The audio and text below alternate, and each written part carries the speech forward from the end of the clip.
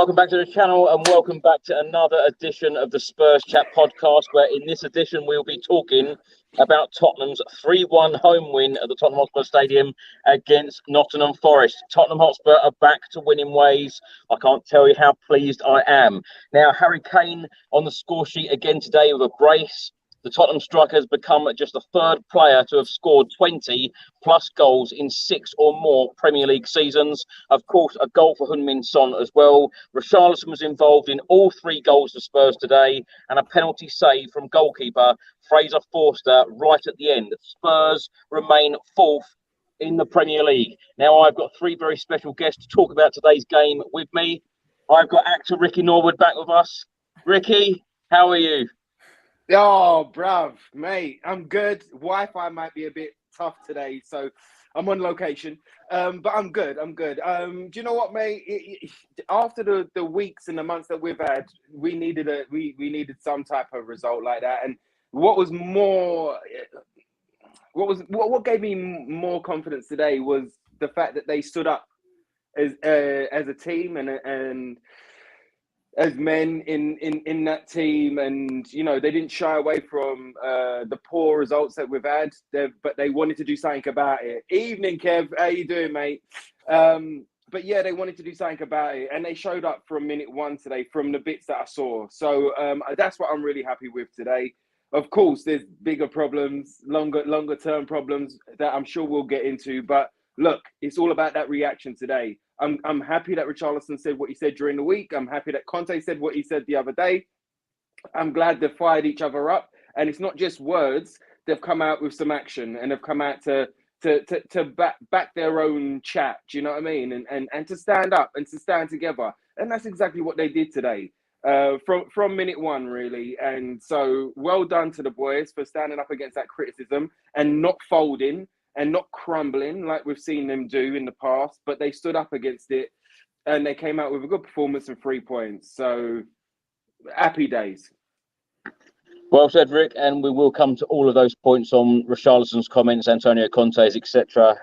Shortly. We've also got YouTuber Holly back with us. Holly, great to have you back. How are you? Oh, I'm brilliant. I'm so glad that we've got a win. I said midweek, I was like, I just don't want to watch us, but I'm glad I did today because they blessed me with a win. But no, thank you for having me on. We've also got Melvin, channel regular, all the way from Malta. Melvin, you were here at the 0-0 draw against AC Milan on Wednesday. Of course, you're back home now. How are you? Yeah, I'm all right. I was disappointed that we couldn't score, but you know, AC Milan are a very, very solid team, and it just seems that sometimes, you know, we cannot create, and I think Richarlison made a really, really big difference, you know, having a hand in most of the goals and showing, you know, energy, fight, determination, everything you wanna see from your striker. So yeah, I'm happy with the win, and we needed it because we needed the 3 points to keep us into the top 4, and hopefully we can go into a run of games. You know, we had a little bit of good form, winning 4 out of 5 games, and hopefully this will push us on and we can finish strong, you know, the season and maintain our top 4 position. Can we say before we get into it, congratulations to Melvin on getting engaged as well. I saw that engagement in Milan, my friend. Congratulations. Absolutely. Well done to you, bruv. You done it. You know they say if you like it, then you got to put a ring on it, and you done it, brother. So well done to you. All right, congratulations. Yeah. If there's any success that came out of that AC Milan tie, it is that, Melvin. Yes.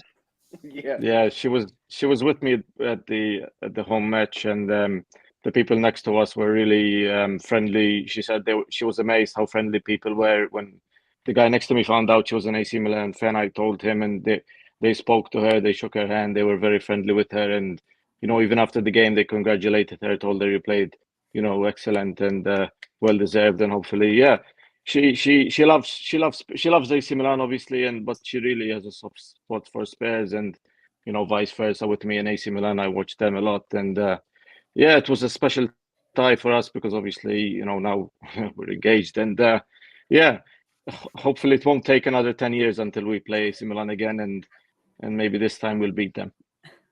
Get in. Well done, bro.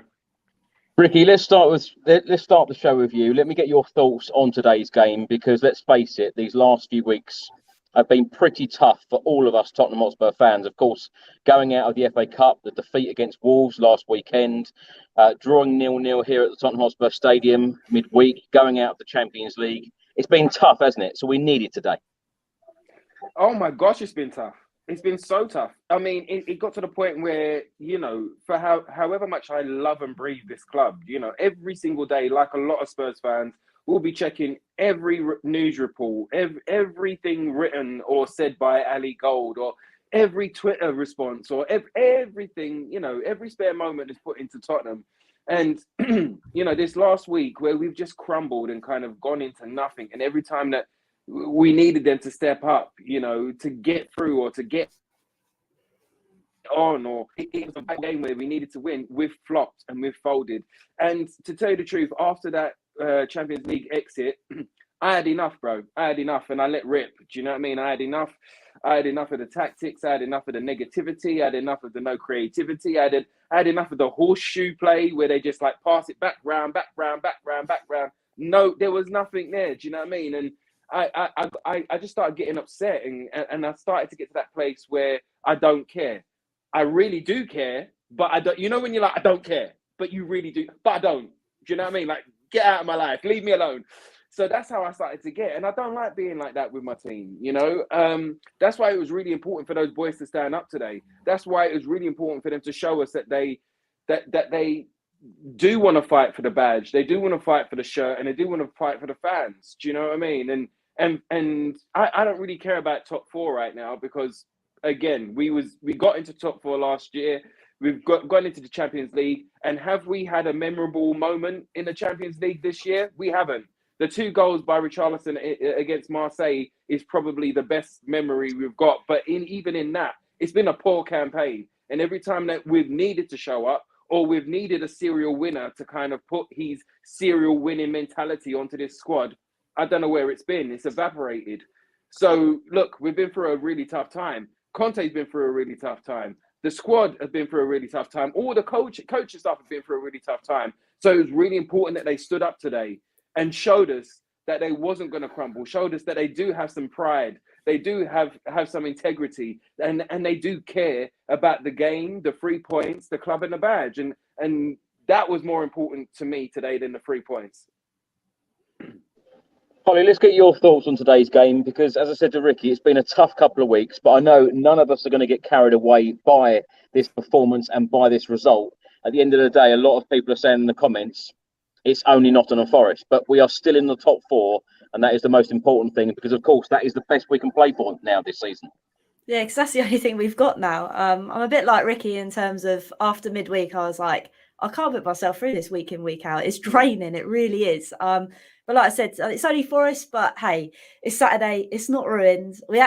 For once, I actually enjoyed the whole game. Normally I wait to the second half and I'm like, in recent weeks, it's been nothing. I haven't enjoyed anything. But tonight it was nice to see a bit of free flowing football. It was nice to see Pedro Porro putting a cross into the box. It was nice to see that from both ends. So yeah, it's only Forest, but like you said, it's a crucial 3 points, especially with Liverpool obviously dropping points as well. It made sense that today we actually capitalised on it, because with Spurs, that never normally happens. So yeah, the fact that we've only got top 4 is really annoying. And I think that's the most frustrating thing. The fact that they came out today, yes, it's only Forest, but they put on a good show. If that was the games previously, I probably would have been a little bit happier, because there was something more than top 4 to play for. But hey, I can't complain too much, because that's all I've been doing for the last couple of weeks. So it's nice to be positive today. Holly, how would you describe the last couple of weeks being a Tottenham fan?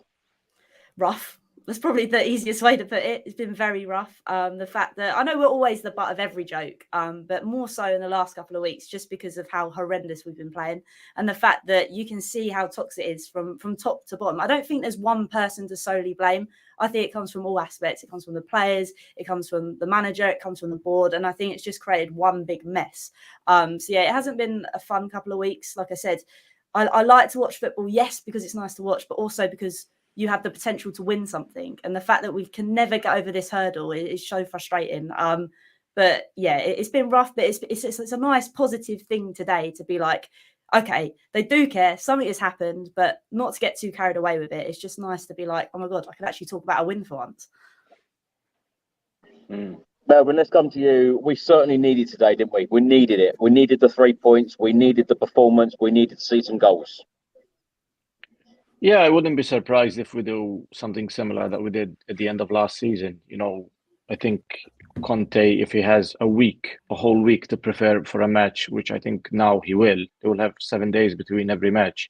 I think we can go on a run and win 4 or 5 games in a row and keep a couple of clean sheets in between, was something that, I always want to see. It's a shame we conceded the goal today, but it's been a weird season. It's been an incredibly weird season. We've seen things that usually you see every 4 or 5 years, the World Cup, losing one of the coaching staff. Obviously that's still, I still find it heartbreaking when I ever see a picture of him and things like that. Conte having to do surgery. It's been an extremely weird season, and on top of that, it's hard to manage it. The game is so fast and so quickly, and could easily go wrong. We lost in my opinion, we lost one of our best players in Bentancur to such a horrific injury, and there's still question marks on that, but we still have talent coming through. I'm very excited about Oliver Skipp. We spoke about him years ago, and his flame kind of died down for a season, because he picked up injury after injury and been unlucky. And it just seems with Conte, a player has to get injured in order for another player to play. So it's been a blessing in disguise in a way. But Skipp, man, I see him play all the time. I just look at him now and see what he does. He's so intelligent on the ball and makes me excited. He reminds me of Huddleston, how he passes the ball sometimes, and he's so technically gifted and intelligent. And again, he's one of our own. He's a Tottenham fan, season ticket holder when he was young. And these little things, it just makes it a little bit more special when you see, especially when he scored against Chelsea and things like that. And I think slowly he'll become probably, fan favorites. And Tottenham, whenever we lose players, we always bring one or two through the academy, and it just seems, the next generation of youngsters are coming through, and Skipp is definitely one to be really, really excited for. And I'm a massive fan of his, and it's just exciting seeing him play, and I'm happy for him. And hopefully he learns off Conte, and Conte develops him and puts his stamp on a player, because I think Conte, even though the fans are not happy with him, and me being one of them, because I'm not happy when the coach speaks about the club in a certain way that he does. I prefer if he's more, positive. And yes, it's just got a bit stale right now, and let's say it's not as exciting as we were last season. Last season we really thought we were gonna push harder than we did. And for the season to like die off like that so quickly in just a matter of weeks, it's like now the flame is not as hot or not as bright. We're not as excited as we were last season. I saw online, you see tickets being sold, for the Nottingham Forest game, and you think this is a Premier League game in our, brilliant stadium. Why wouldn't you want to go?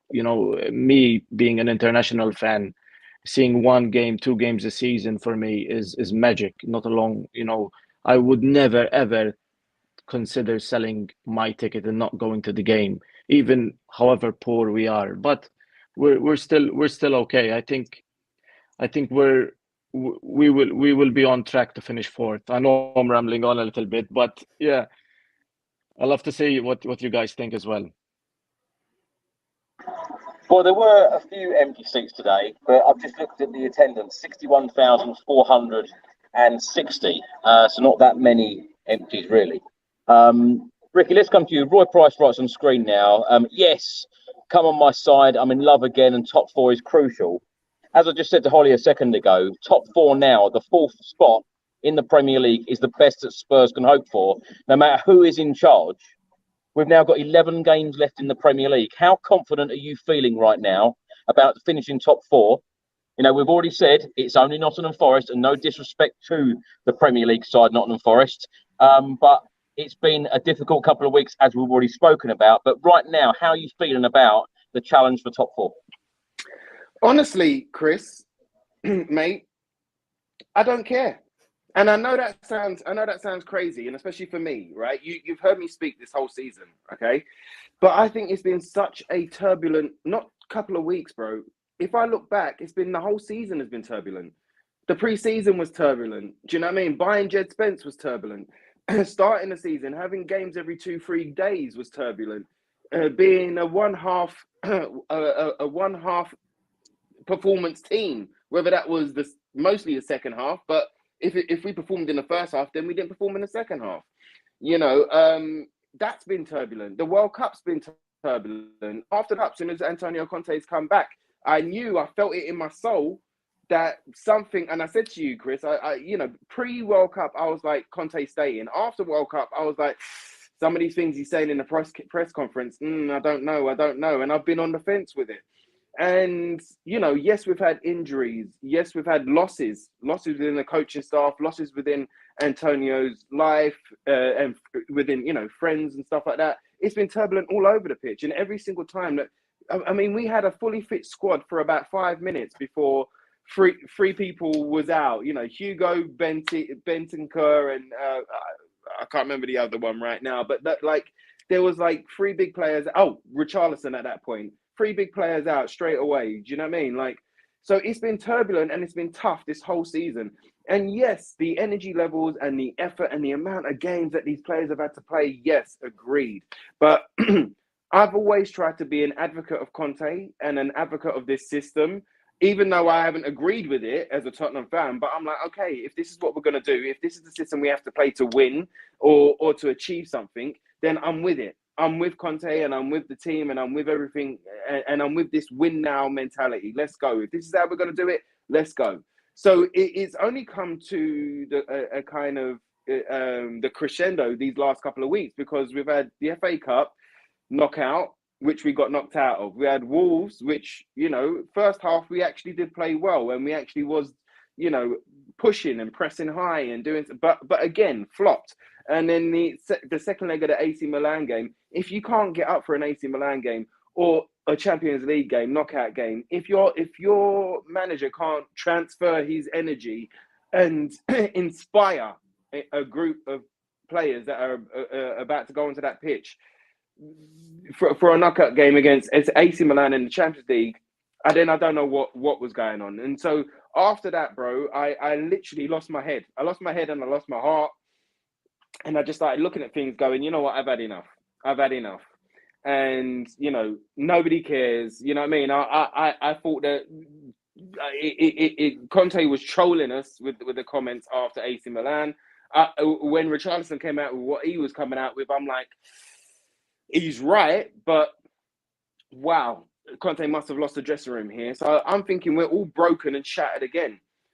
But it takes something. It takes real kind of cojones and it takes real heart to, after that, to say what you've said and even what Conte said in his press conference, which I'm sure we're going to hit on, to say all of those things, to go through all of that, to get to today and to turn up and to show you that you do care and to show that you are willing and you are able and, you know, that we can play some football. We can play some good football. We can be dominant. We can score goals again. Sonny can score. Harry can score. Do you know what I mean? Richarlison, for me, was like one of his best games today.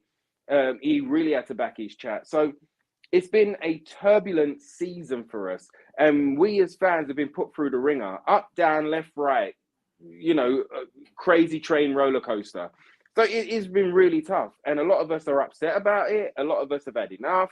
So this, you know, this 3 points today can almost feel like a plaster. So we could go crazy about it and go, yeah, we're going to be top 4 at the end of the season. For me, it's more about that character that they showed today. If they continue showing that character, if they continue kind of building on this, but we've said this so many times, Chris, on so many games where they've had good performances, Man City or Chelsea or this or that. We've done this. Like, if only they can build on this, if only they can push forward.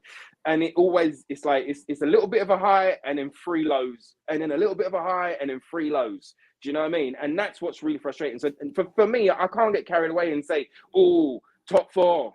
Do you know what I mean? Or, oh, this is what we've got to. I'm not excited about going for top 4. Yes, it's the least. It's the best thing that we can aim for this season. But is that going to paper over the cracks? Is that going to give the ball the money that they need to carry on being mediocre. Do you know what I mean? And kind of right now. You know, I don't know. Is that me? Sorry, but I don't know how I feel right now. I'm just happy that the boys turned out with a bit of character and they showed what they were about. Let's see if it continues. Can I just say to all of the listeners and viewers, Ricky is one of the most positive fans that comes on this show as well. So to hear him say things exactly how they are, that is exactly how it is. I said midweek as well on an interview that I feel exactly the same, Rick, that if you work extremely hard during 38 Premier League games to get Champions League football, and then you produce the goods like we did, you know, or didn't produce the goods, you know, on Wednesday, to perform like that, it simply wasn't good enough. But what I meant by the question earlier is that the best we can aim for is top four for whoever is managing the football club to be in the best European competition possible. Yeah. Ollie, let's come to you. Before we talk about the starting 11, just want to get your thoughts on top four. What does it mean to you by Spurs playing in the Champions League? Or would you not really be bothered if we were in the Champions League or not? Europa League, of course, we've played in under Jose Mourinho. Europa Conference League under Nuno and Conte.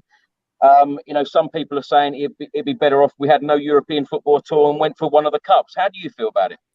It's just, I really don't know. I'm kind of a bit like Ricky in a sense that I want to get top four because that's the only thing we can achieve. So if we can get top four, cool. But I'm also thinking, because at Tottenham, it's all very complicated and it's not always the way it should be or seem, is if we didn't get top four, we got top five, saying we're out of the Champions League. And that means we don't necessarily get the best players because obviously everybody wants to play Champions League football if you're a player.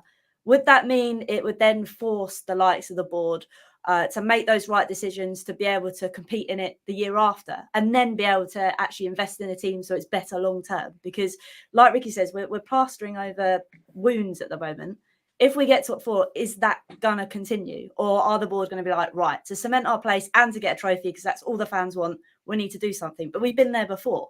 That's where I'm a bit like, I feel like we have to lose something. I know we've lost a lot this season already, but I feel like we have to lose that top four that the board and the club always want, to be like, right, no, now we need to do something. We need to actually invest heavily now because we're slipping out where we need to be. So I don't think it's in the terms that we can't reach it. If I'm just being cynical and thinking maybe in the way that other people think at Tottenham, maybe that might be the best way going forward. But in football, nothing's ever certain, as we kind of know, losing to Sheffield and getting knocked out of the UCL. So, yeah, I think it's not achievable, but I don't know whether it would work out better if we weren't in it. It is a difficult one. And I think that's where everybody's head's just so messed at the minute because of the want of winning a trophy, the want of being in the UCL. But I think there comes a point when actually we need to sit back and be like, right, what's actually best right now? Because lots of people are saying we're not guaranteed Champions League football all the time. Champions League isn't underneath us. We shouldn't be wanting it or feeling like that's our place every year. So I get it, but it's just very difficult. I think I just want a trophy. I think for me, I don't care if we're necessarily in top four. I know what it brings, the perks, like I've already said, but a trophy for me is all I want. And I think that's why there's so much unrest in this fan base, because that's what everybody wants. And until we get that, we are forever going to be the butt of the joke because it has been so long. And I think with the likes of Harry Kane, with the likes of Sonny at this club, to not have a trophy for them is a madness. And I think that's why it's so frustrating. Well, obviously, I'm still at the Tottenham Hotspur Stadium. I felt that Antonio Conte was very, very animated on the touchline, like the old Antonio Conte. I saw him walk into the stadium from getting off the coach today.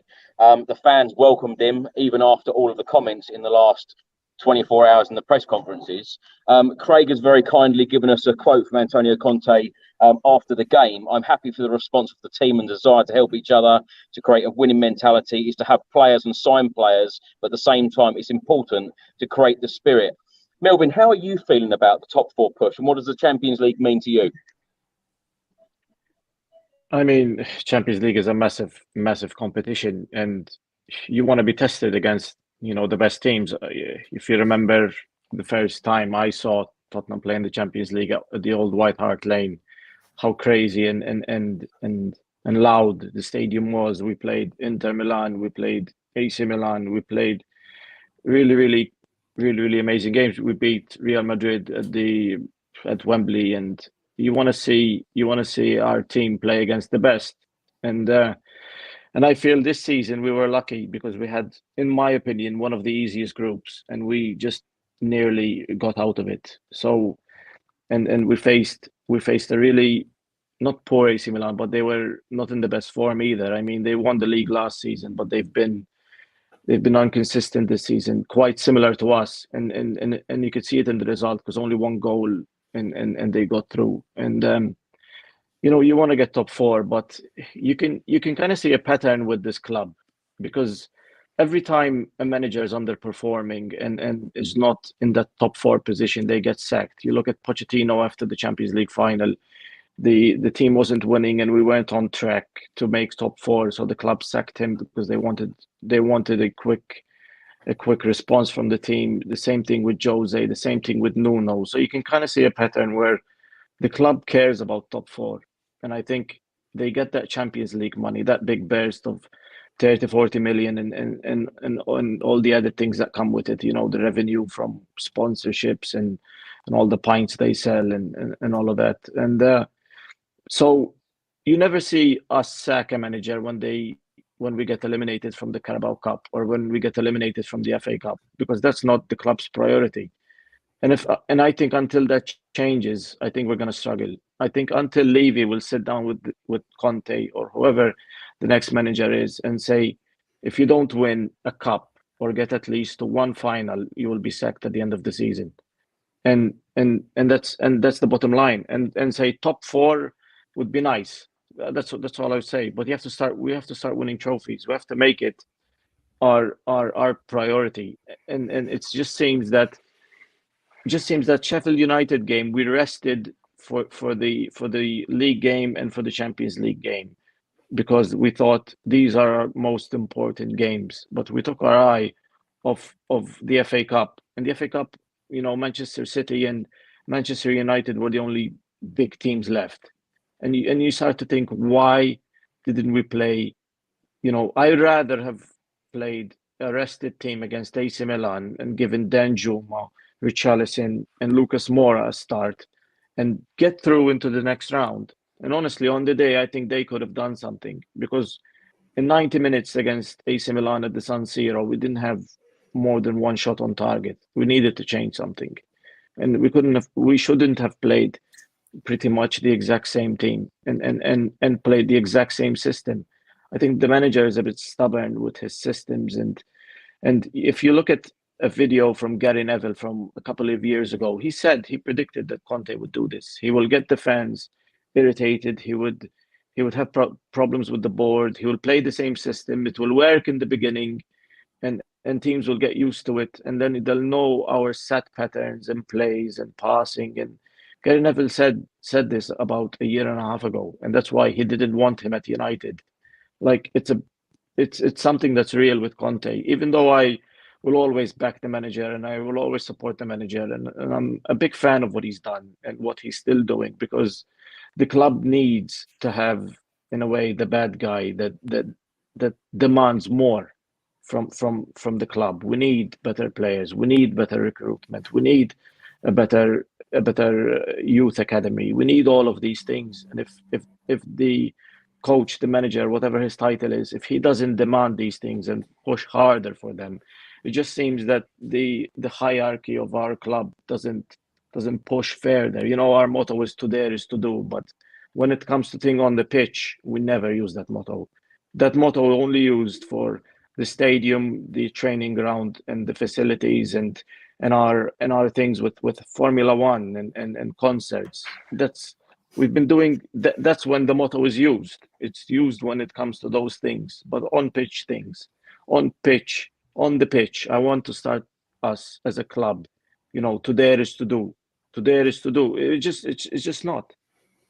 They need to change it to was, innit? To dare was to do. Do you know what I mean? Yeah. Back in the day, you could see that. You could see that ethos in the teams. Even when we look back at Gareth Bale or Van der Vaart or Jermaine Defoe or Keno, like they dared. Do you know what I mean? Berbatov, they dared. Carrick, they dared. But to dare was to do in recent times. Do you know what I mean?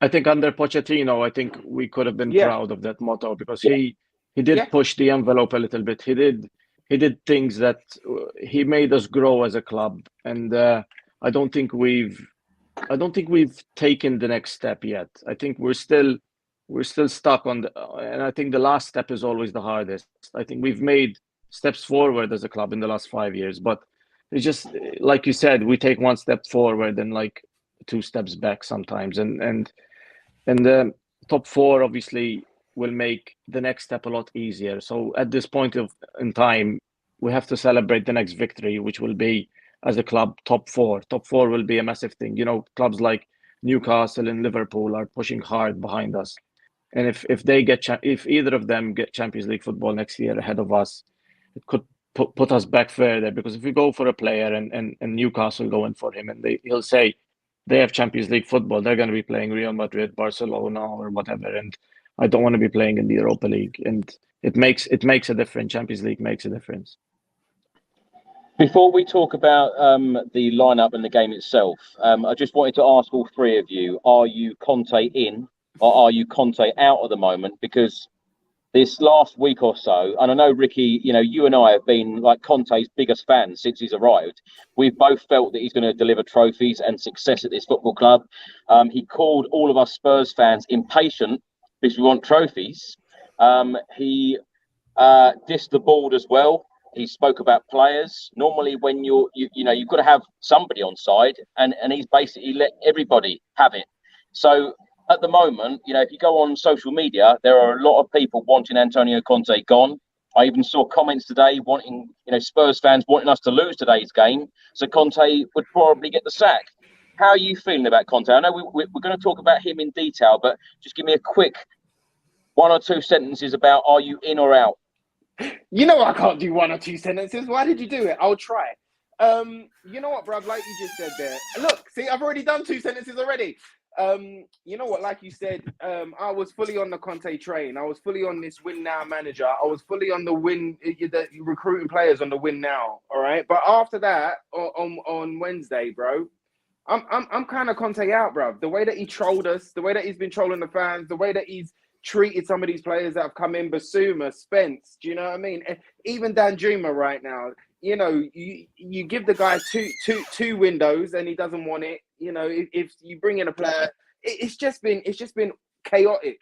It's been chaotic, and the guy right now seems to need a week to work out a side to get 3 points. So, you know, I for the first time ever from Wednesday onwards, I've been Conte out, bruv.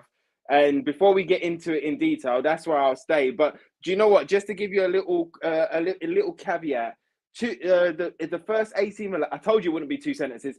First AC Milan game, he wanted to talk about how much pressure there is in Italy, how much passion there is in Italy, how much is life or death in Italy, and this is what you need. But this is the biggest difference between the Premier League and Serie A, is the pressure, is how it's life and death, how you know, like how the fans are on your case, how you have to win week in, week out. And right now, that's exactly what we gave him. He wants to talk about time and patience, yet he hasn't signed no contract. How can we give anybody patience with the clock ticking? Do you know what I mean? And it's going down to 0. Don't make no sense for me. If he was to commit, or if he was to put something down to say that he was going to be around for longer than 5 minutes, then we could have time and patience with a project. He has not once said that he wants to be here. He's like, I've spoken to the club, I've let the club know what's going on, and you'll see at the end of the season. I'm done with deciphering his cryptic clues in a bloody well press conference. So, look, you know, show me what you got, Conte. Show me if you really want to be here. To me right now, it still feels like he's doing us a favor. Still feels like he's here on a paycheck. Still feels like he's waiting for a bigger club to go to, because the way that he has disrespected everybody at this place. And yes, we was in a dire straits position before he came in. Yes, we are Titanic FC. Yes, there's more issues to deal with than just 1 or 2, all right, that the manager can deal with. Yes, yeah, but to me, he's done too much. For me, he's done too much. And now it's just saving grace. Now he's just saving his own reputation so that he can go back to Inter or go to Juventus or go somewhere in Italy. But you want to talk about time and patience? We're putting the pressure on, like you said, that there wasn't none in England. Like you said, that there wasn't none in the Premier League. We just enjoy the game and then we get on with our lives, because it doesn't matter that much to us as it does to everybody in Italy. And then you want to call time and patience. I'm sorry, bruv. I'm done. You've got to prove to me that you want to be around. You've got to prove to me with the tactics and with the players and with your attitude. You've got to show me what you're about, bruv. Because I'm over it. I've backed you up until now. And you've shown me nothing. Every time it came to the crunch, you've shown me nothing. All you've spoken about is Italy, going home, your family, which I totally understand. And I know he's had some losses as well, which is totally understandable as well. But it just seems like he's looking for every excuse to get back. So if you want to go back, bruv, go back. It just seems like a quick payday for him. Do you know what I mean? Until the end of the season. He's not once. He got asked about 3-4 times in a press conference during the week, do you want to be here? He did not answer that simple question once. So for me, I'm Conte out. I need a manager that wants to be here. I need a manager that wants to achieve. I need a manager that believes in these players. I need a manager that believes in the youth system. I need a manager that wants to achieve for Tottenham because he wants to be a part of it. Not, I'm a serial winner and look what I done for you. I need the same way that he was talking about Richarlison being selfish, about talking about I. That's all I see from him is I. I don't see an us. I don't see a we. I don't see an our. Do you know what I mean? So I'm done. Until you can prove something different to me, I'm done. I think that was 2 sentences. What have these last done to Ricky Norwood, I tell you? Wow. It broke me, bruv. It broke me. Ricky, just give me 2 words or give me 1 name. Who would you like to replace Antonio Conte? He's magic, you know.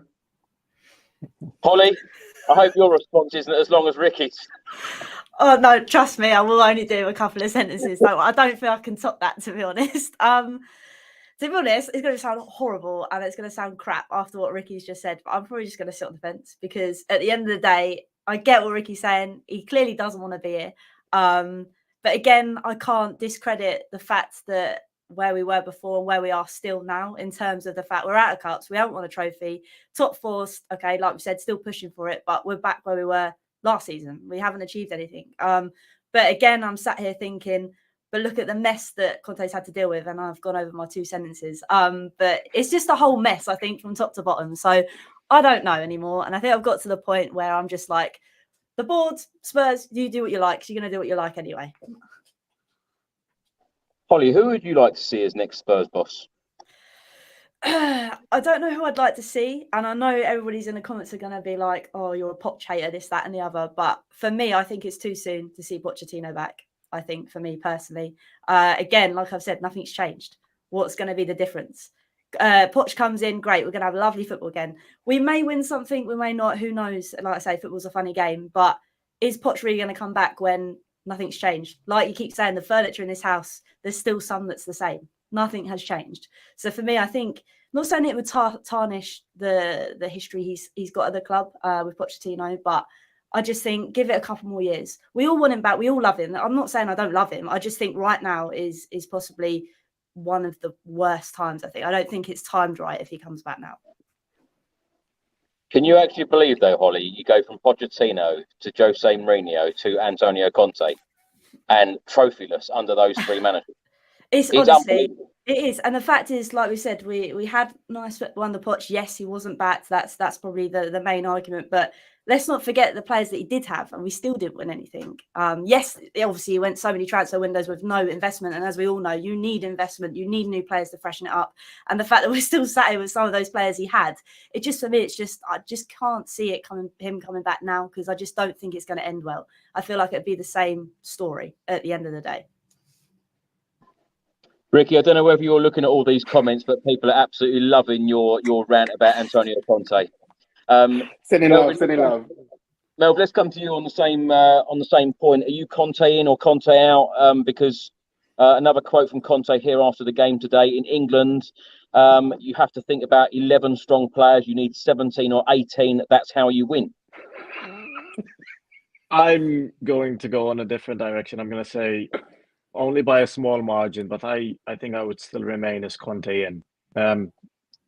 To be honest, like if you look at it, I think we've conceded less goals than last season. We've scored more goals than last season. We have more points than last season. And yet again, I keep saying this has been the most complicated season we've ever seen in the last 20 years of football. You know, with the World Cup being during Christmas, playing I think 9 or 10 games in 1 month. And again, I don't want to see us go through another cycle of hiring another manager, going through that video of him saying, listen, I'm going to fight for the club and all of that. I don't want to go through that again. And players that we need to move on, get another free pass. You know what I mean? They have another chance to prove themselves. The players we don't need to be moved on. And we have a lot of players on loan which need to be moved on. And I think, even though he's blunt sometimes and maybe says things the wrong way and doesn't speak as the way Pochettino used to speak and doesn't make us feel the way Pochettino used to speak, he's a football man and he's right about certain things. He goes about them the wrong way.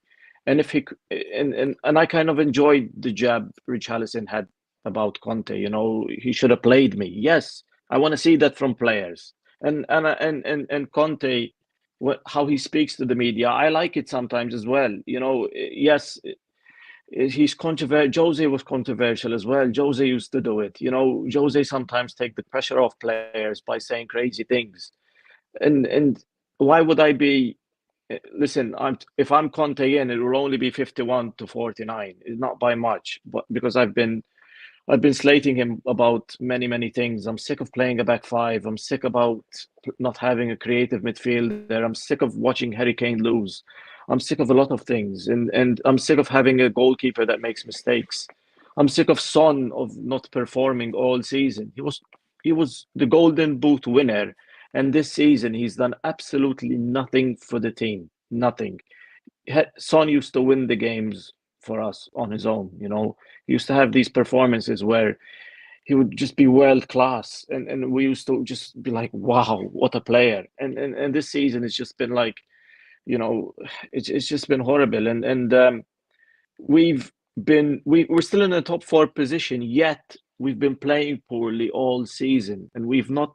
We can all point out where the holes are. You know, we have had Hugo Lloris get injured and Fraser Forster come in, and he's looked solid. And Hugo, even though he started the season well, we've had defensive errors where they led to goals and us losing games, but we're still in the top 4. And we've played the most difficult fixtures are out of the way. And I think we're going to have a very, very strong finish till the end of the season.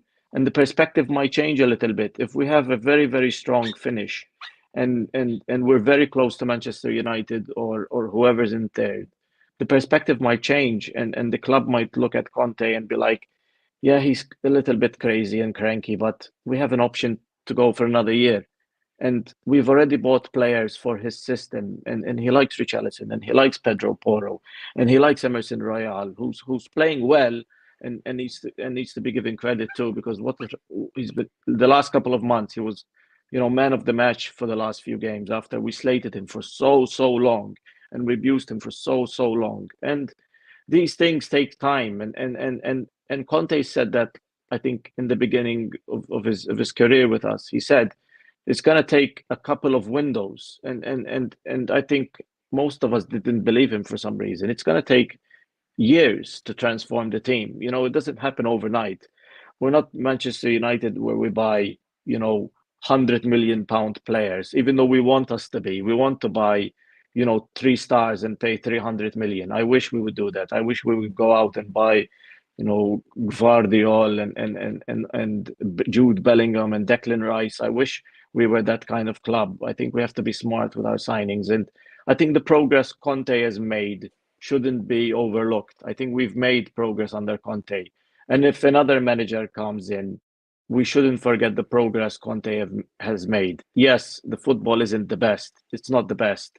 And we're still playing, even though I've backed him for a very long time, we're still playing with Eric Dyer, with Davis, and we're relying on these guys. Yes, and Harry Kane is still breaking records and being our main guy, and we're still bleeding in some of the youth.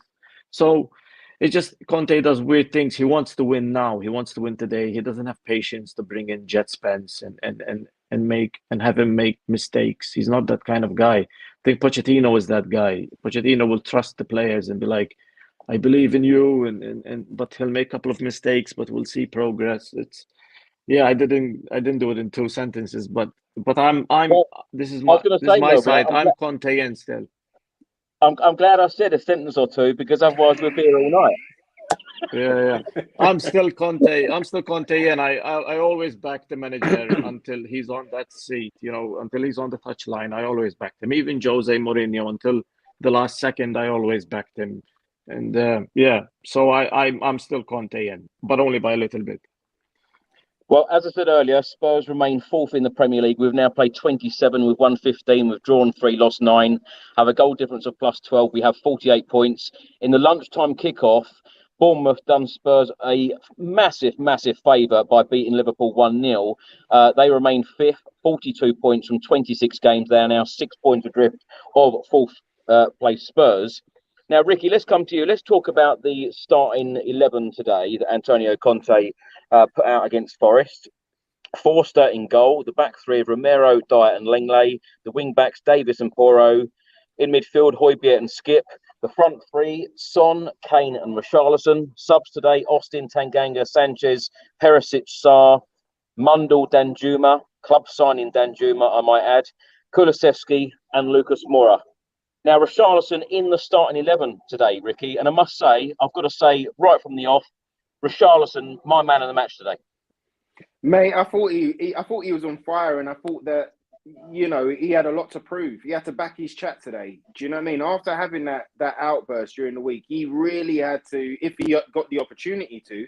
There was a lot that was speculating that he wouldn't even be in the squad for the rest of the season, let alone in the starting 11.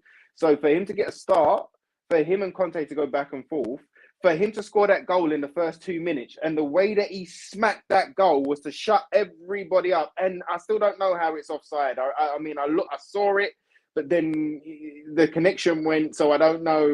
I didn't really get that long to study on it. But for me, it was a clear goal. Do you know what I mean? But it was more about his overall performance as well. That goal, that wasn't a goal. It was offside, but that goal that he did score was full of frustration, full of look at me, full of don't doubt me, full of you should have started me ages ago. You should have been giving me a run of games ages ago. And there was a lot of anger and frustration and a lot of I'll prove the doubters wrong in Richarlison. And it was great to see, because we haven't seen that pretty much the whole season from Richarlison as a £60 million man. And and also, like the comment just said there, Skippy has been growing week in, week out, and he's definitely, we needed to see that from him as well, because after the injuries and after him not getting no game time and not getting a run of games to show us what he's about and what we saw at Norwich in that loan spell. It's been great to see that from him. It's been great to see his tenacity. It's been great to see his energy. Melvin said it reminded him a bit of Huddleston with his passing. And, there's a bit of Huddleston and there's a bit of Scotty Parker in him as well. There's a bit of like that bulldog of a player, do you know what I mean, as well in him, which is really lovely to see. The more game time he gets, the bigger and quicker he will grow. And I think we've got an exciting player there. I think we've got somebody definitely for the future. And as the previous couple of managers have said, they can't, Mourinho said that he thought that Skippy could be a captain in years to come. So it was really great to see it from them. Good again to see Porro into the side. It wasn't only his crosses for me today. There were like these little intuitive, incisive passes that he was doing or when you got into the final third, where if Royal is in those positions, he doesn't really know who to pass it to, or it's the very safe pass. Whereas Porro was finding those kind of acute passes left, right, and centre. Do you know what I mean? So it was good to see that from those particular boys. But for me, definitely, the man of the match was between Richarlison and Skippy.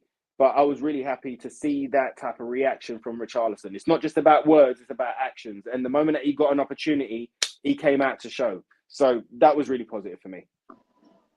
Holly, were you surprised to see Richarlison in the starting 11, particularly after the comments that he made after the AC Milan game? Antonio Conte in the press conference on Friday said he didn't criticise me. He said his season was shit, and he's right. And then, of course, he's in the starting 11 today. I thought it was a good performance. And also, Ben Davies at left wing back today instead of Ivan Perisic. Danjuma, lots of journalists have questioned Antonio Conte about the lack of game time for Danjuma. Were you surprised by the starting 11 today? A little bit. I think the comments that obviously he's been battering to and forth between Richarlison and Conte and the media, I think they're both very alike. They're both like that kind of like, let's get in each other's faces, let's wind each other up. And yeah, it can be seen as maybe as bad behaviour in that kind of, but it shows a bit of fight. Like, hey, look, I want to show my worth. I want to prove myself. Give me the chance because I don't know what I'm doing that's wrong. So I think starting him was probably the best decision. Like I say, it was a bit strange to actually happen, but I quite liked it. It showed that they both had a bit of balls. They were like, go on then, show me. So yeah, for Richarlison, I think it was great. We've seen little bits of him where obviously his work rate's really high, but today there was a bit of quality with it. Like you said, involved in all 3 goals. So it was great for him. I just wanted him to obviously get that goal. That one that was disallowed, I still to this day cannot understand how that's offside. But there we go. The Lions like to do their thing and irritate us all. But in terms of, like you say, in terms of Danjuma not getting a look in, I think all of us fans are a bit like, what is going on? He was brought in to offer something different off the bench, and we're not even seeing him off the bench anymore. So yeah, in that kind of respects, I was a bit like, okay, I don't know what's going on. The only thing that obviously now I look back on it was probably silly was the fact that I was thinking, oh, Sonny's getting another chance, is he? But obviously we know Sonny's quality. We've all said it tonight, how Sonny has not been on form this whole season. He's probably had one of the worst seasons. But again, we put the bar so high for Sonny. We expect that all the time for him to be playing amazingly. But I'm glad that he proved me wrong again, that he did deserve a start. So obviously he got that goal from Richarlison. So yeah, I think the whole starting lineup, I don't think I was too taken back from it. Like I said, it was just quite nice to see that bit of bitterness between Richie and Conte, because I think some players kind of feed off that, and it showed that Richarlison is one of them. Well, let's come to you. Let's talk about the game itself, because in the 3rd minute, Richarlison thought he'd got his first goal in the Premier League for Tottenham. And of course, a couple of minutes later, the fans were getting quite irate and quite frustrated because it just seemed to take forever about this decision to be made. It went to VAR, and then of course it got ruled off for offside. How close was it?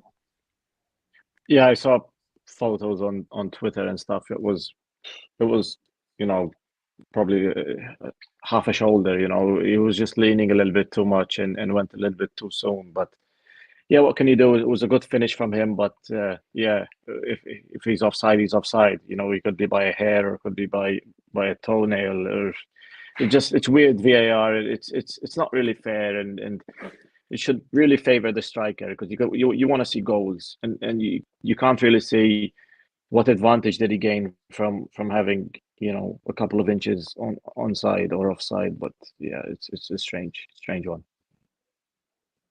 In the 13th minute, Heung-min Son took a free kick into the box. Romero headed over. It was offside anyway. And then in the 19th minute, Harry Kane put Spurs 1-0 up. Pedro Porro cross. Harry Kane headed in. Richarlison involved in the goal as well. Ricky, trademark Harry Kane goal. Yeah, and I didn't see it. My connection cut out at that point. Do you know what I mean? I was like, I couldn't believe it. And then I couldn't even get to see the replay before I got on today. So I'll take your word for it that it was a trademark Harry Kane goal. That's all I expect from Harry. And I'm wearing my Harry Kane top today. Look, he's one of our own. Look, 267 and counting. Come on.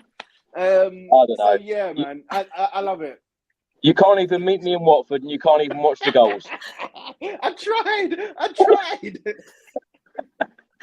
Are we allowed to say Watford on here? Sorry, say that again. Did I see it? Actually, I did actually. Did you see it? I actually did, yeah. I'll take the reins off of Ricky. Yeah, it was a class finish. That's right, no worries. No, it was a class header from Kane. Like we say, it's been a good game. It does it all the time. But again, it was just so nice to see a cross come in from that right wing back position from Pedro Porro to meet the head of Harry Kane. Again, he heads it. I think as he heads it, he like directs it to the far post. So again, the keeper was nowhere to be seen. So yeah, it was clinical fish from Kane. And like I say, we talk about how great he is week in, week out, but he just does it every week, doesn't he?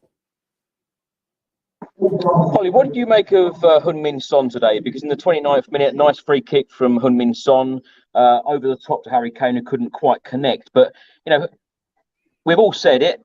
this season, and we've said it already on this podcast this evening. Heung-min Son has struggled. Of course, he did get on the score sheet today, which we'll come on to. But what do you make of his overall performance today? I think it was better. I think he just had a bit more freedom. I know lots of people say, oh, when Perisic plays, he kind of gets a bit lost. They kind of run in the same sort of channels or cross paths with each other. And that's why when we see Perisic play, that's probably why he's not as got much freedom as he thinks he has. So yeah, I think when Perisic doesn't play, you see that bit more confidence with Sonny that he can just go and do what he pleases. So I think today he played well, again, probably because Perisic wasn't on the pitch. But it was nice to see him feeling more confident. I think once he got his goal, I think there was a bit where I think he went, was it past Serge, where he got past Serge, and I think Serge fouled him. So it just showed that he does want to carry the ball. I just think when Perisic is there, it just kind of restricts him a little bit. So yeah, it was better. Like we say, he hasn't been his best, but today was probably one of those better days. Melvin, let's come to you in the 30th minute. Højbjerg cross to Ben Davies, headed wide. And in the 35th minute, Richarlison was brought down in the box. Harry Kane, of course, stepped up. I think the world was looking at Harry Kane at that point. Perhaps not Ricky, but the rest of us. I saw that one. Of course, it was his first penalty since the penalty miss at the World Cup, but he didn't disappoint. Yeah, my dad was next to me and he told me, he said, we haven't had a penalty in so long. He said something like, oh, we haven't seen Kane, since he missed. And I was like, no, we've had one, I think. And then I was like thinking, and then he said, no. And then the commentator on TV said the exact same thing he just said. And yeah, he finished it brilliantly. And it's probably good that, he buried that hatchet and there's no pressure on penalties for him anymore. It's a really good finish from him. And it's just classic Kane, classic Harry Kane, both goals. I'm surprised he didn't really push hard to get the hat-trick. I think there was a chance in the second half where Sonny could have passed it to Harry, but Sonny, I think he sometimes he gets the ball and he shoots when he should passes when he should shoot. And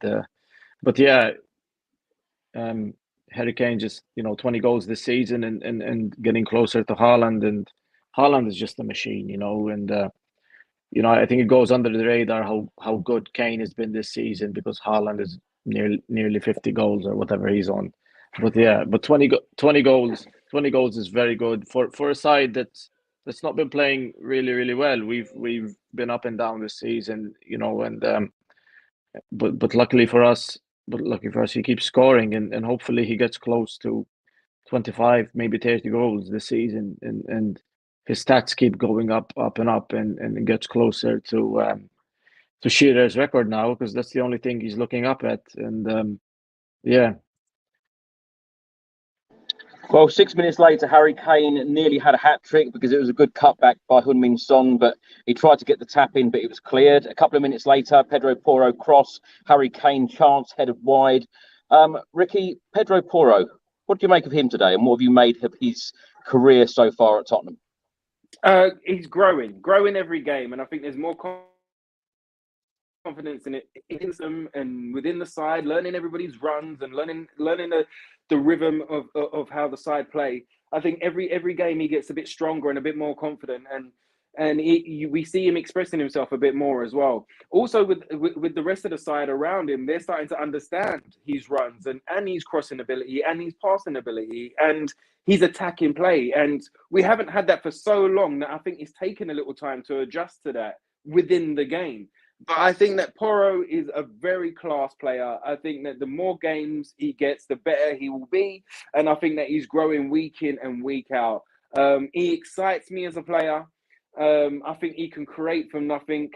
And I think that, like I say, the more game time he has, the better he's going to be.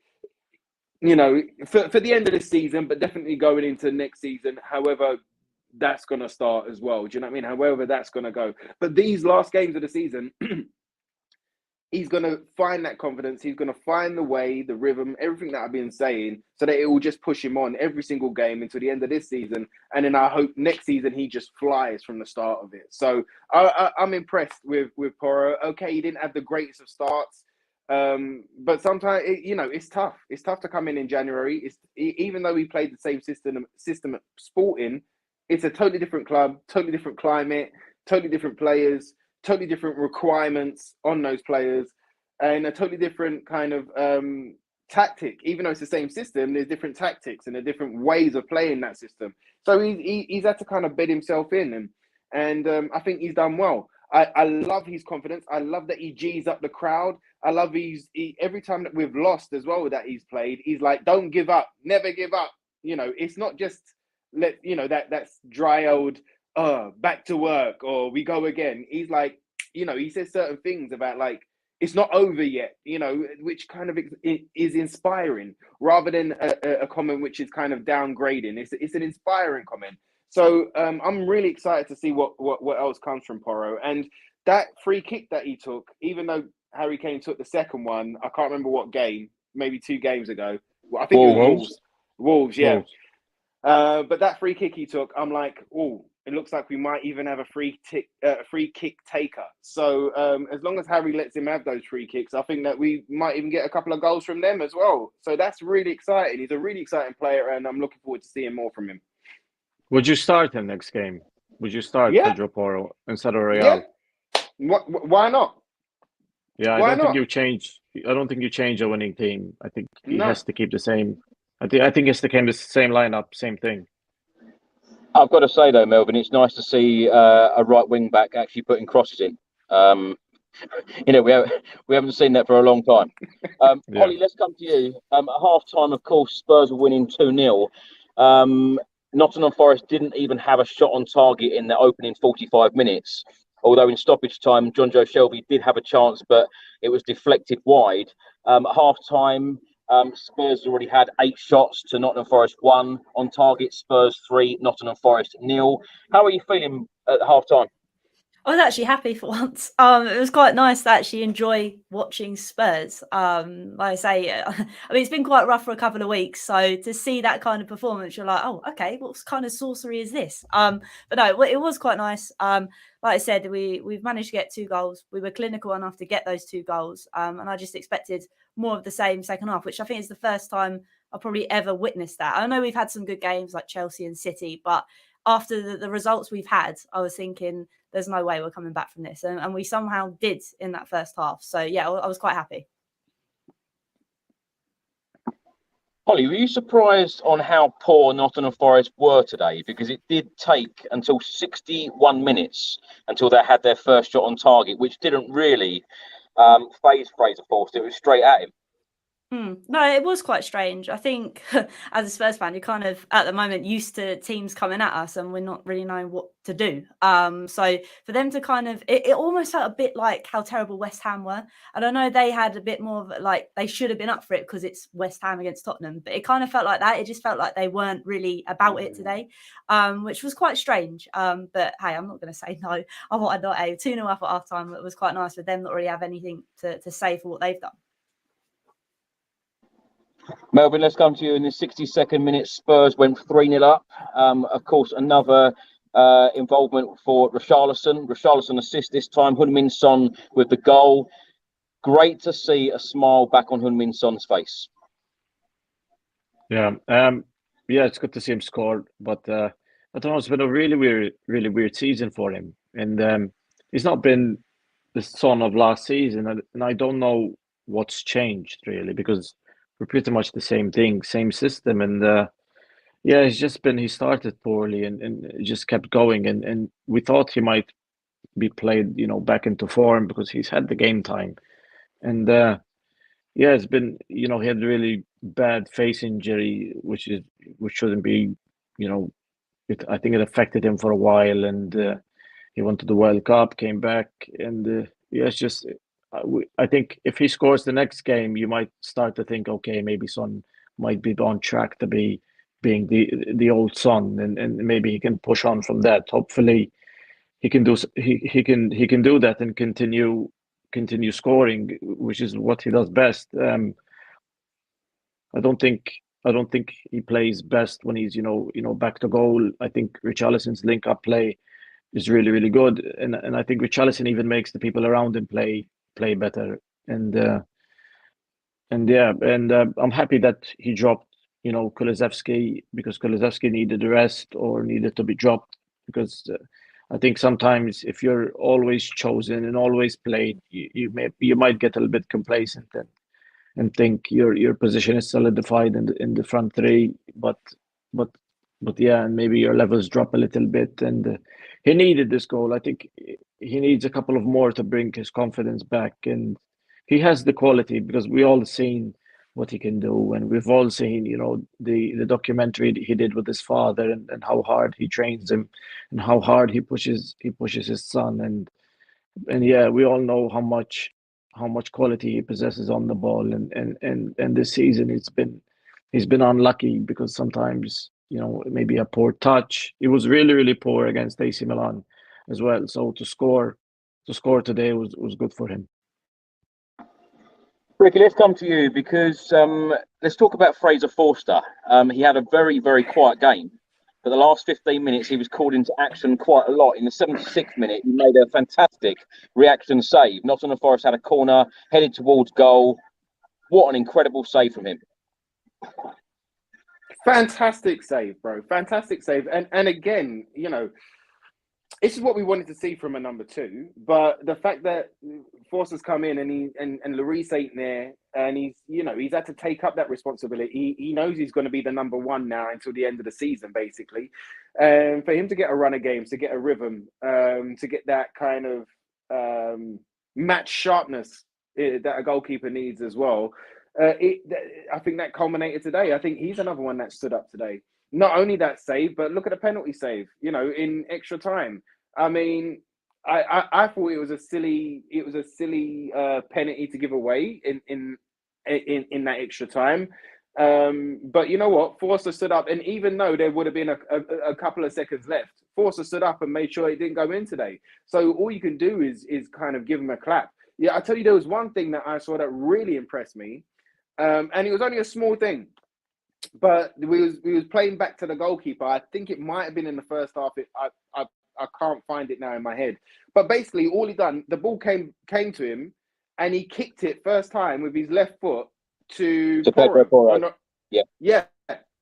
And like that was one of the most impressive things that I saw. Even though we got a penalty save in there, that was one of the most impressive things that I saw, because that's what we've had problems with. When we play into feet with Hugo, there's so many times that Hugo will tangle himself up within his own feet, and it will become a problem. You've got to be quick with those ones. You can't give Hugo too many back passes and too many balls to control, because we know something's going to mess up. But the fact that he took it on comfortably, shifted his body, passed it one time, and that's a dangerous pass. That it could have sliced, it could have gone one way, the next way, he could have gone into the path of one of the Nottingham Forest players. It didn't. He passed it straight to where he wanted it to go, and he got the move going. He got us on the attack again in one pass. So all you can do is hold your hands up and say, well done, and long may it continue for the rest of the season. And yeah, big up Forster, man. Big up Forster. Well done, mate. Keep it coming. I'm glad you mentioned that, Rick. So thanks for that. The crowd certainly did, cheer when he did that. When Hugo Lloris comes back, just a quick yes or no. When Lloris comes back, is he getting back into the team, or is Forster staying in the team?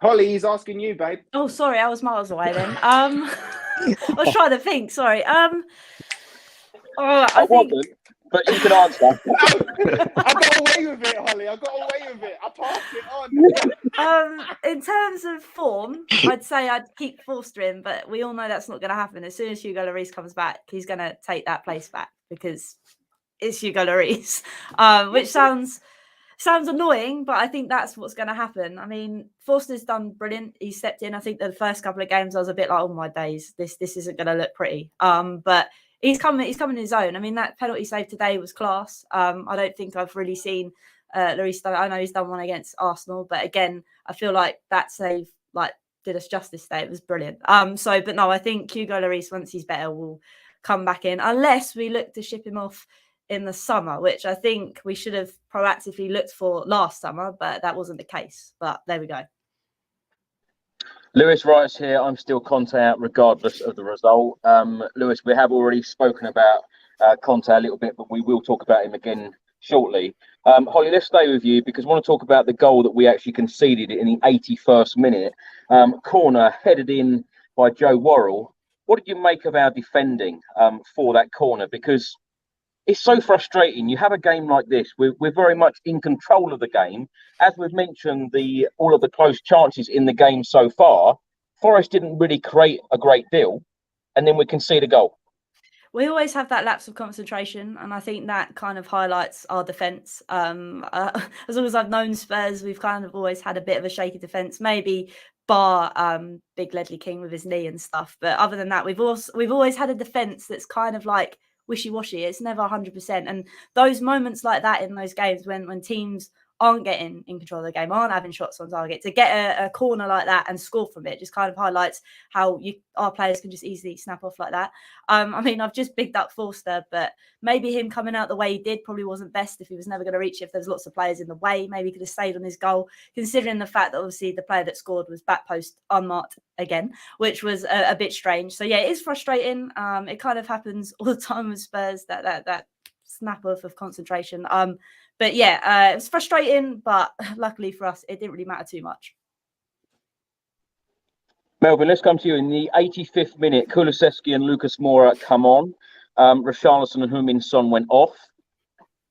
What do you think about the comments that Antonio Conte made about Arnold Danjuma and him being a club signing? Because I think there's a lot of Spurs fans right now want to see him in action.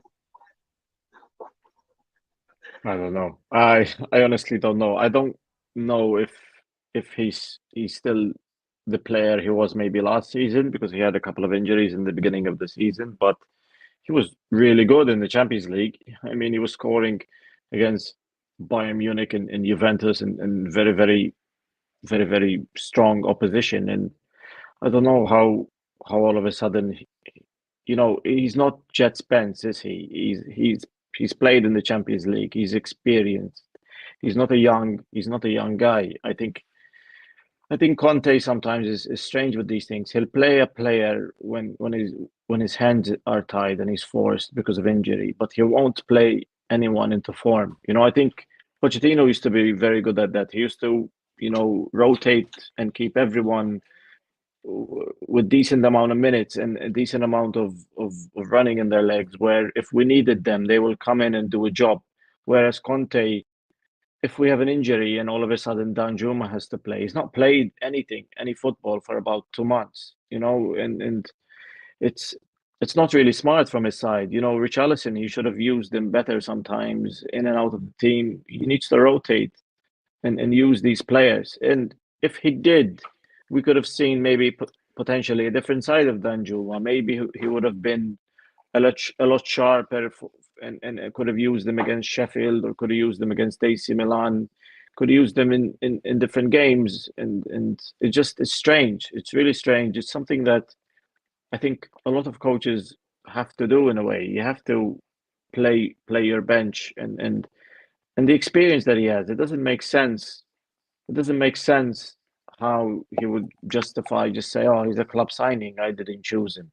It doesn't make sense. He's a Champions League playing player. He's experienced. He didn't play in the Championship last season. He played, for a very respectable team in the Spanish league. He didn't come out of the Championship or a lower league side. So it doesn't make sense. Rick, let's come to you. Just when you think 3 points are in the bag and everything is going well, Spurs concede a penalty. Went to VAR. The referee went over to the screen, pointed to the spot. What did you make of that decision? Can you tell us a little bit more about it? Because for those people that were actually in the stadium, we're never ever given replays to see exactly what's happened. Was it a penalty? Was that to me, Chris? Sorry, it cut out there, mate. Yeah, sorry, Rick. Yeah. Was it a penalty?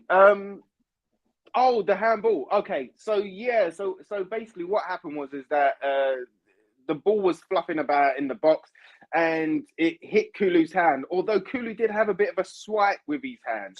And it was just on the line. So technically, if it's on the line, it's a penalty, right? So technically it was a penalty. And I mean, it was very soft. It was a very soft penalty. But look, it gave Forster a moment of glory. It gave him an opportunity to go, I'm all right in between the sticks. and he took that opportunity. It was silly. It was a silly penalty. But I tell you what was silly as well was the Højbjerg yellow card at that point as well. We're 3-0 up at that point when Højbjerg got that yellow card. There was no need to tackle like that to kind of. I mean, it was just an unwarranted, silly challenge from Højbjerg, and the same with Kulusevski at that point.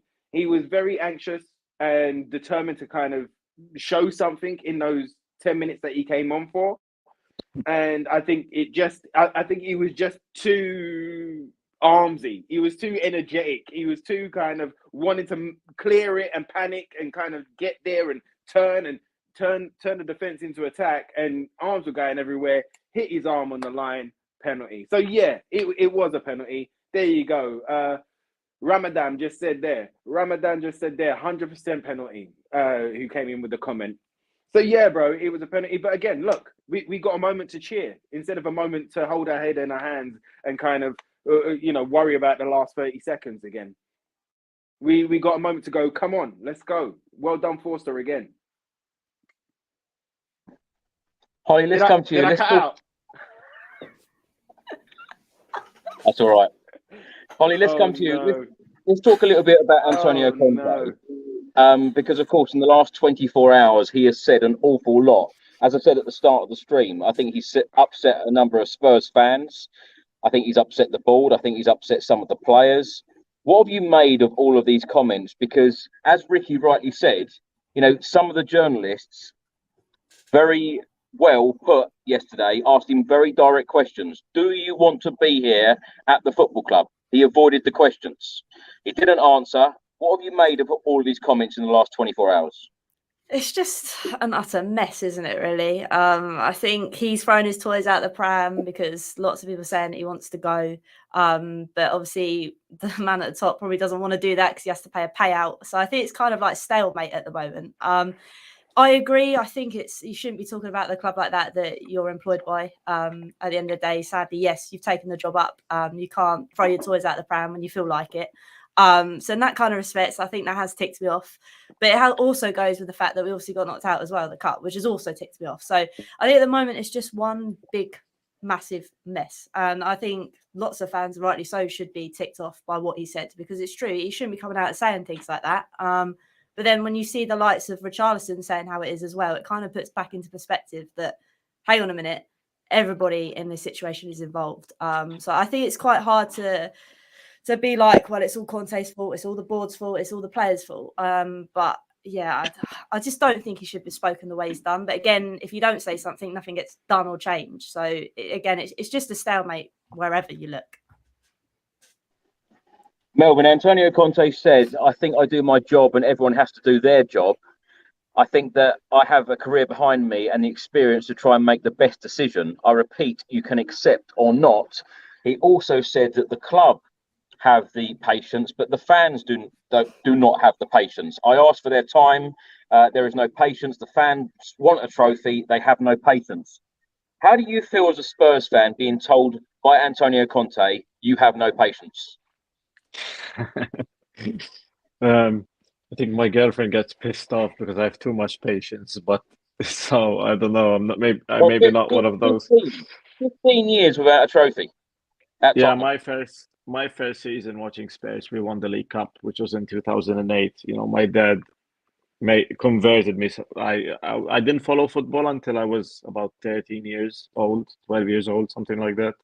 And my dad said, you can either come to work with me or you could stay home and watch TV and watch Spurs and call me, because we didn't have internet back then on our phones. And he said, call me whenever we scored. So I would stay home and watch TV. And that year we won the cup. We won the League Cup. And I've been a fan ever since. So my first season, we won a trophy, but we've not won since. So I don't know if I've been good luck or bad luck, but I've been patient. I've been patient ever since. And it's just, I don't know, we've been really unlucky at times. And sometimes, I don't know, I don't know if we should be demanding for more or not. I think we should be, as football fans, I think we're allowed to demand more from the club and from Conte and for all of them. And going back to what you were saying about Antonio Conte and the way he's speaking and stuff like that, I think the club have the option to extend by a year.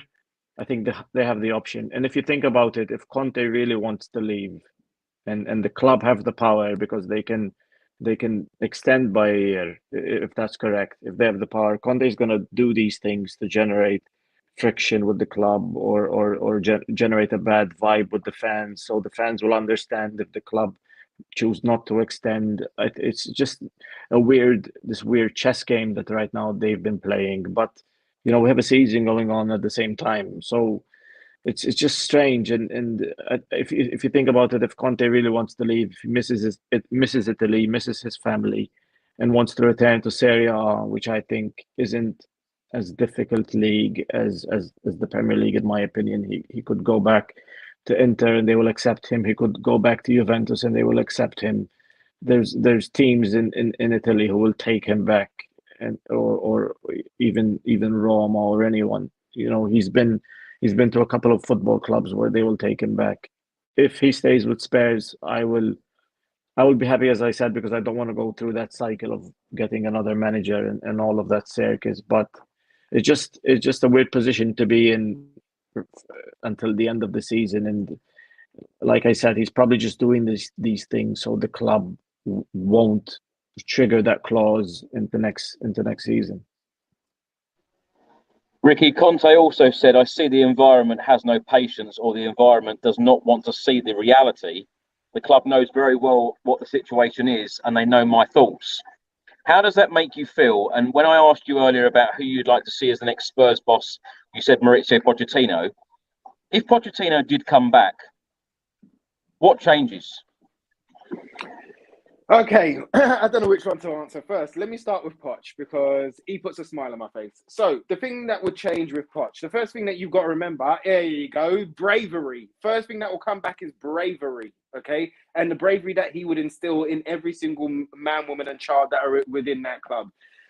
You got to remember that also, he's been away, okay? We know that when he was with us, he enjoyed younger players so that he could have an influence over them.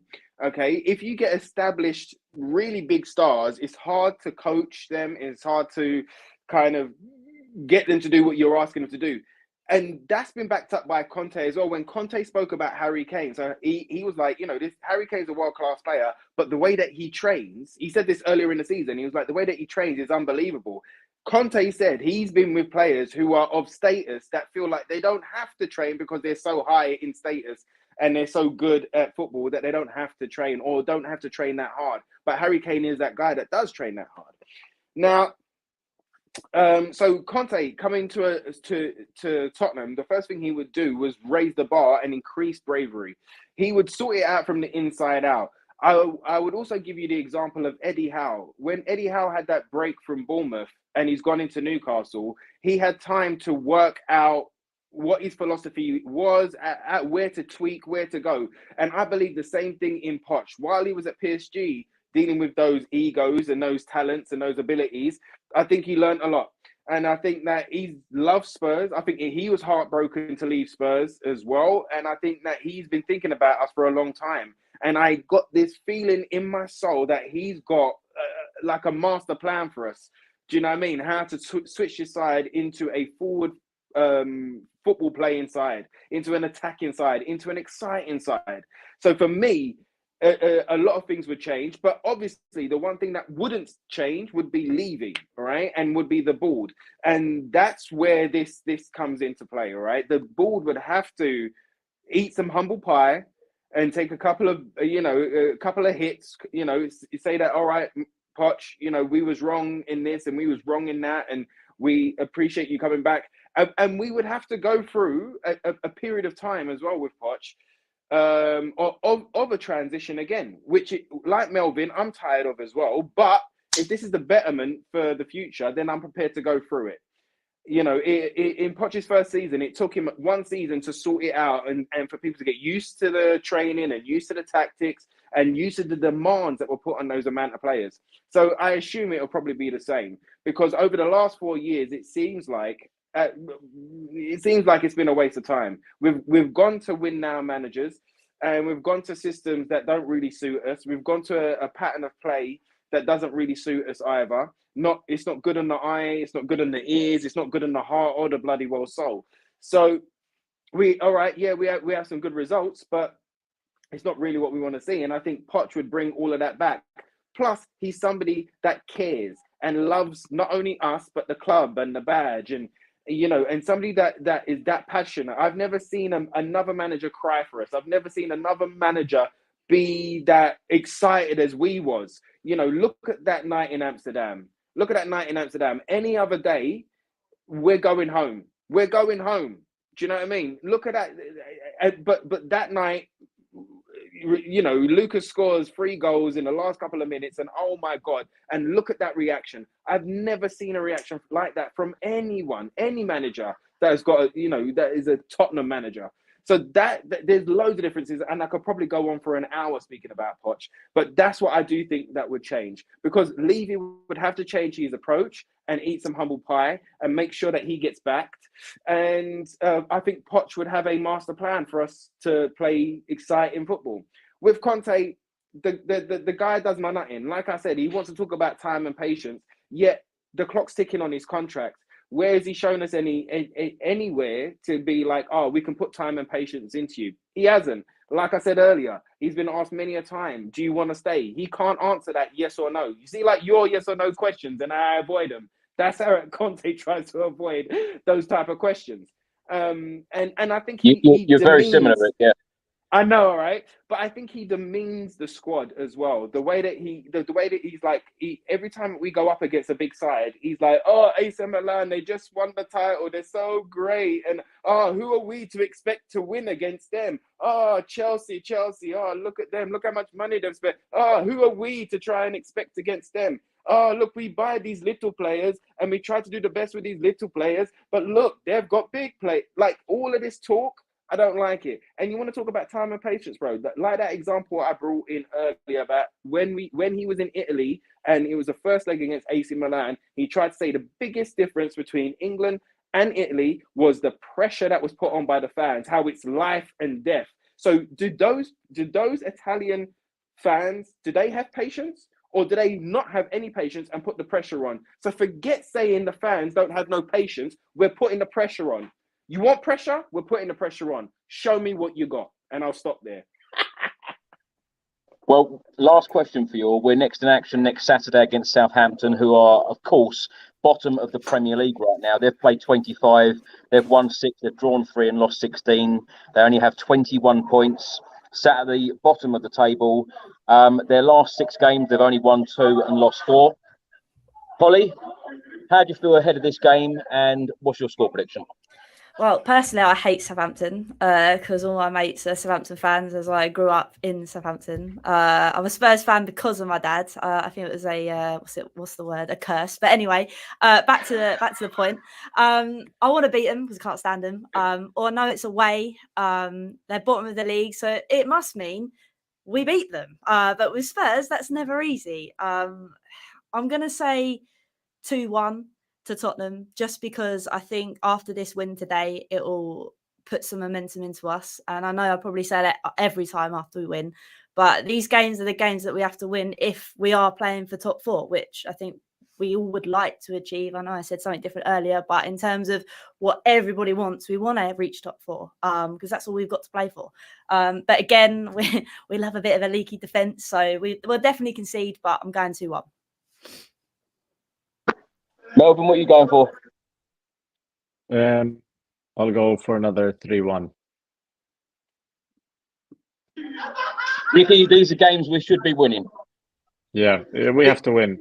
Last season we showed it that we can. When we play once a week, the team kind of like, how do you go? They went into this routine where they prepare for the match. Then the match comes up. We have a really strong performance, and then we'll do it again the following week. They got into this routine which got us into top 4, and I think last season we at this point in time I think we have maybe a couple of points more than last season, and we don't have as hard as fixtures as we did, and yeah, a lot of them are out of the way. You know, Chelsea, Arsenal. We still have to play. I think Liverpool and United and Newcastle and the rest are not the hardest of opposition. Like similar like today. Ricky, what's your score prediction for the Southampton game? I'll try and be quick because I know you're about to get kicked out, and that's why I'm giggling. I know you're looking around for security right now. Southampton. I'm with Holly. I think it's going to be a 2-1 win. I think Ward-Prowse will be the one that scores for them. And I think we'll probably get another Richie goal. Oh, well, I say another, but I think we'll get a Richie goal, and I think we'll get another Harry Kane goal against Southampton. And also, last comment on today's game, yeah, I think we Dr. Tottenham ourselves today. Do you know what I mean? I think, you know, everyone that comes to the ground, you know, Dr. Tottenham will sort them out. But I think we Dr. Tottenham'd ourselves today to get that win. So fingers crossed, like Holly said, another moment in which we can build on and push forward and try and build on. So fingers crossed we can do that and keep it going until the end of the season. Well, Ricky, thanks so much for coming back on this evening. Been a pleasure having you back. Tell everyone where they can find you and what you're up to at the moment. You guys know where you can find me. You can find me on Twitter at Ricky J Norwood, on Instagram, official Ricky Norwood. And I'll probably be on here or doing some type of football, somewhere, shape or form. At the same time, trying to do the auditions and then in-betweens as well. But yeah, you know, I'll still be ranting about Tottenham somewhere. So we'll make it happen. We'll make it happen. Thank you for having me on. It's always an honor and a pleasure. And it's been great to be on with the guys and the girls as well. So before security kick you out, thank you very much. Come on, you Spurs. I'm sure you're giving me longer answers on purpose. Holly. I am. Holly, thanks so much for coming back. Please tell everyone where they can find you and your wonderful channel and your wonderful work. No, thank you for inviting me on. I do love dissecting Spurs, especially when we win at times like this at the moment. But you can find me anywhere under the name Holly Agenbar. I do a show on YouTube every Monday at 7 p.m. to dissect everything that went on. So yeah, thanks again for having me on, Chris. And Melvin, thanks so much for coming back. Pleasure having you on, and tell everyone where they can find you. Yeah, I'm on Twitter, Melvin Malta, and yeah, just follow me. I'm usually quite active, quite opinionated, and yeah, I usually follow back or send a message back. Yeah, I think Chris had to leave the stadium, and you know, credit to Chris for doing these videos, and yeah, come on, you Spurs.